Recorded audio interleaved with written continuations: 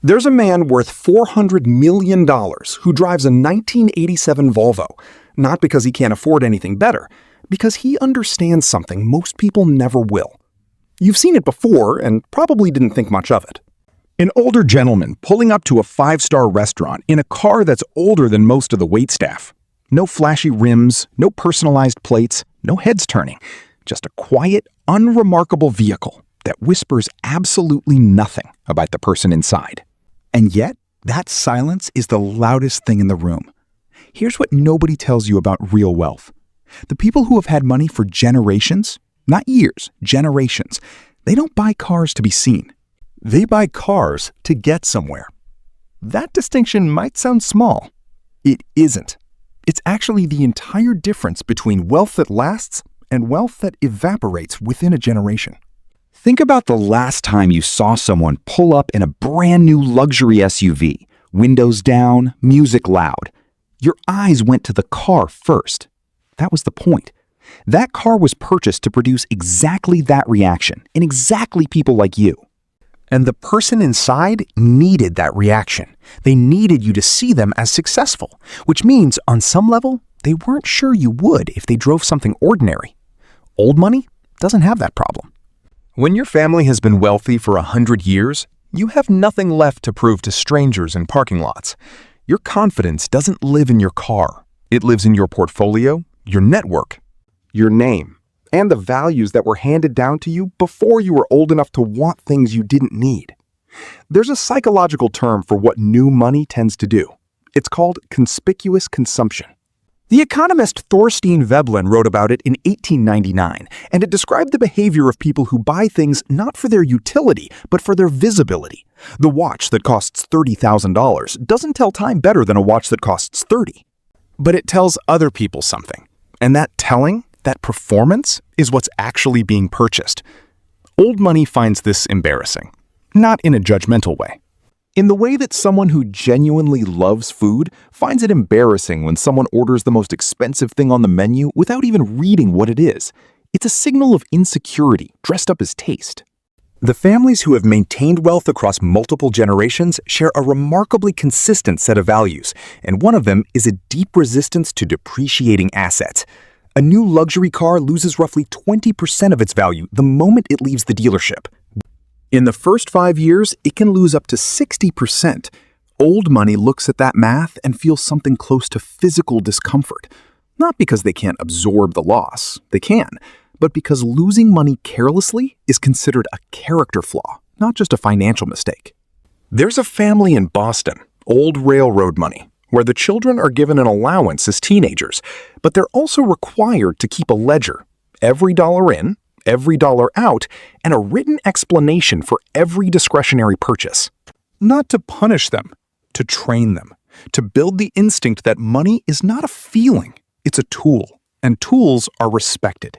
That ledger habit, instilled at 14, is why those children grow up and drive sensible cars at 45, even when their net worth has 8 figures behind it.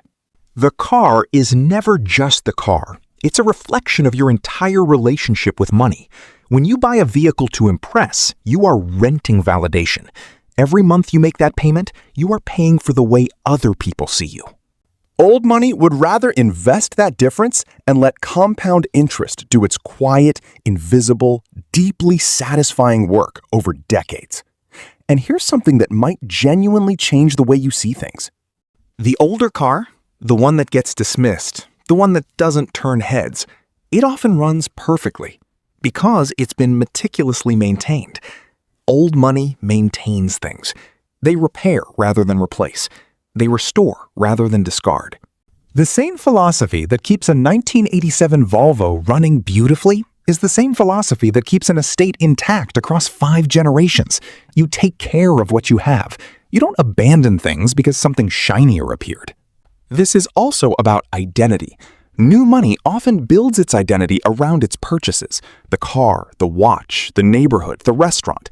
These become the story they tell about themselves. Old money already has a story. It predates the purchases by generations.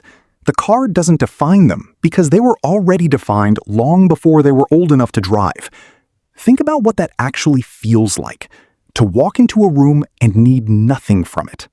To not require anyone's approval, anyone's admiration, anyone's second glance. That kind of freedom doesn't come from having money. It comes from having had money long enough that it becomes invisible to you. It stops being the point.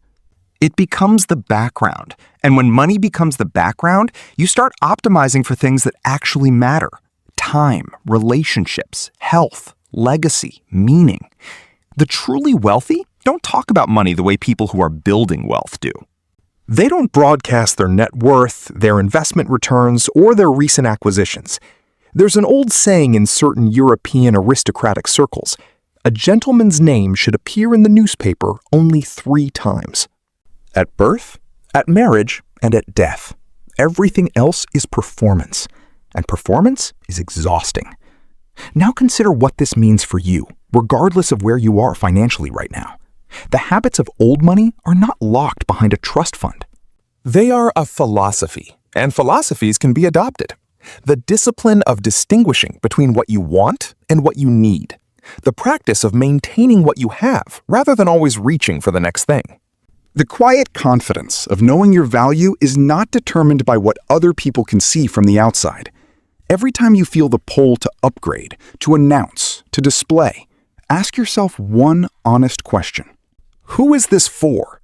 If the answer is for you, genuinely for your own enjoyment and utility, that's one thing. But if the answer is for the way it will make others see you, you are renting validation with money that could be working for you while you sleep. The old car in the driveway of the old estate isn't a sign of neglect. It's a sign of mastery. Mastery over ego, over impulse, over the very human and very expensive need to be seen as something. Old money already knows what it is. It doesn't need a new car to remind anyone. The $400 million man with the 1987 Volvo isn't making a statement. That's precisely the point. The rest of us are so busy making statements that we never stop to count what those statements are actually costing us. Real wealth is quiet. And quiet, it turns out, is the most expensive sound in the world.